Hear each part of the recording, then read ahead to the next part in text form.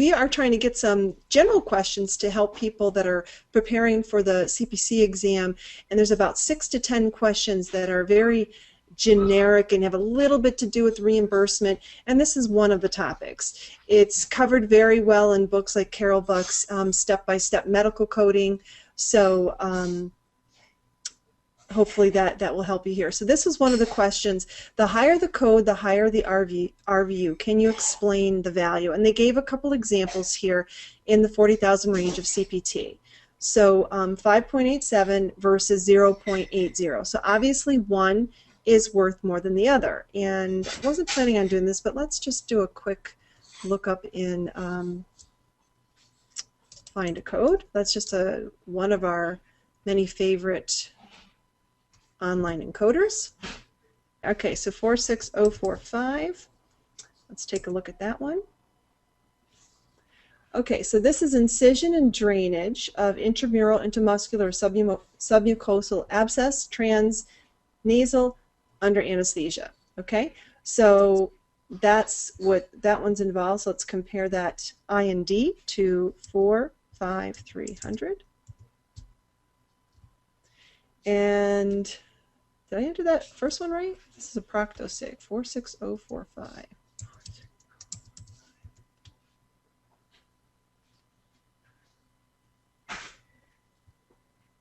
Oh, transanal, not transnasal. I'm like, wow, those aren't very related, are they? Okay. So what they're saying is that the first one, this I&D, has more value. Let me just double check it versus going by what the student said here. RVUs. Okay, so I'm going to go by this one here. So mine is set for New Jersey because that's where I live. And I'll go over that in a minute, how all the math works out and the dollars work out. But it starts with the relative value of the code. And what that's talking about is CPT codes compared to each other. So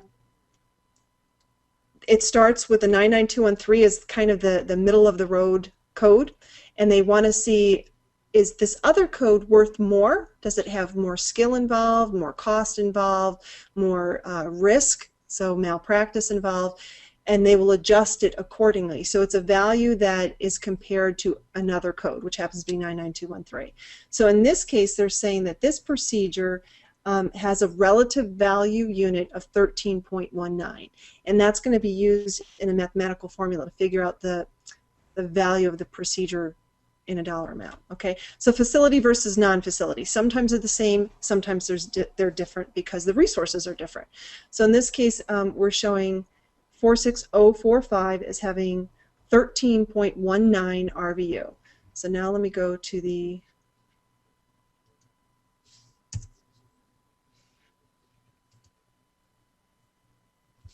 four, 5, 300.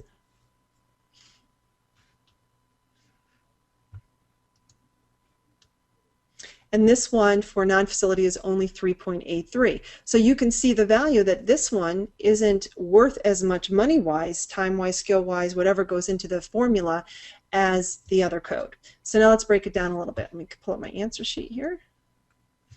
So RVU we talked about means relative value unit. I'm going to go to this source document here.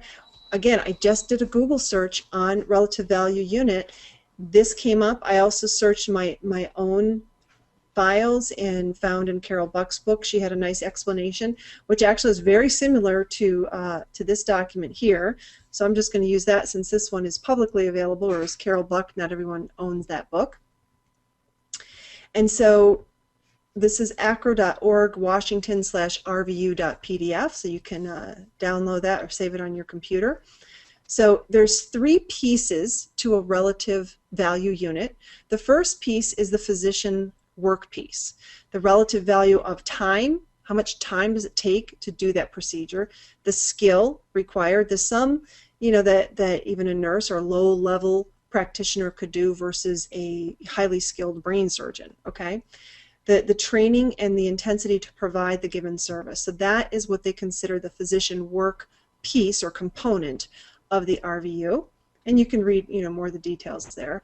Then the second piece is the practice expense of the RVU, and that component is talking about the cost for the equipment and the staff and the supplies, those sorts of things. So you can kind of think of that as the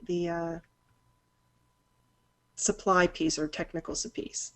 And then the third, which is real big in medicine today, is the malpractice piece. The more risky a procedure, the higher the malpractice insurance the physician is going to pay, and it could be quite considerable, so much so that they've built it into this formula. Okay, so now that is what the RVU is made up, these three pieces. And there's a committee of doctors and other healthcare professionals that get together and compare these three pieces to other similar procedures to give it a relative value, and that's how the system has grown. So along with that, we have the GPCI. That's your geographic practice cost indices. So in a rural area in Alabama, let's say, compared to New York City, there's going to be a big difference in costs because of cost of living in the two different areas. So that's what this GPCI part of it is. It accounts for geographic differences in the cost of practices across the country. So it could be even square footage of medical office space, that sort of thing. And now we need to put it all together. We need that conversion factor, the CF. And this is going to take the relative value unit and convert it into a dollar amount. This is called a multiplier because the conversion factor is multiplied against the RVU. This is updated annually by our government, and Congress has the ability to override, and this is a big area of consternation for the physicians because it really affects their bottom line gross profit every year, is this little conversion factor. Budget neutrality is just another thing you could read about regarding this. Facility versus non-facility, we just saw that in the FindACode. This designation is just identifying where the services are provided. The facility pricing amount generally covers services to inpatients or in an outpatient hospital clinic setting.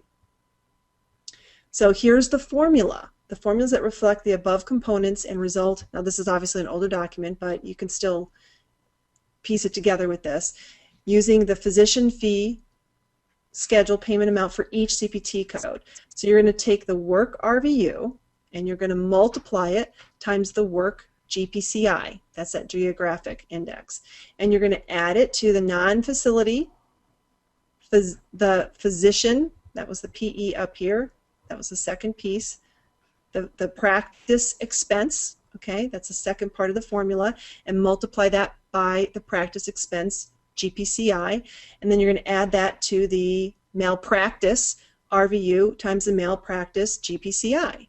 Okay, so and then that gets multiplied by the conversion factor, and that's how we come up with different dollar amounts for Alabama versus New Jersey versus New York, and it all goes back to the relative value unit. Okay, and it helps us as coders to understand that, especially like when I'm teaching about the surgery section of CPT, is, why is one code, which the description seems very similar, well, when you really get down to the nitty-gritty, one might carry a lot more risk, especially when you get into the cardiovascular system and things like that, versus, it might be a short procedure, but it's very risky.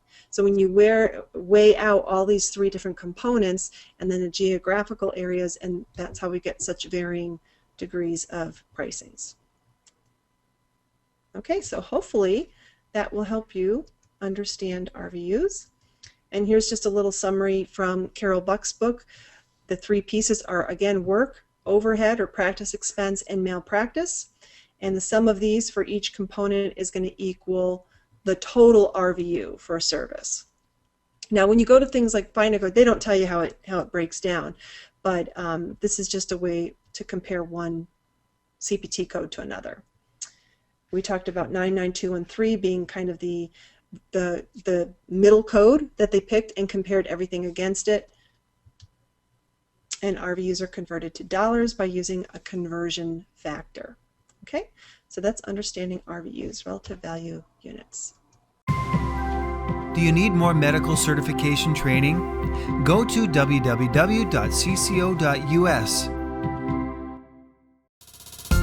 And don't forget to subscribe to our YouTube channel for updates.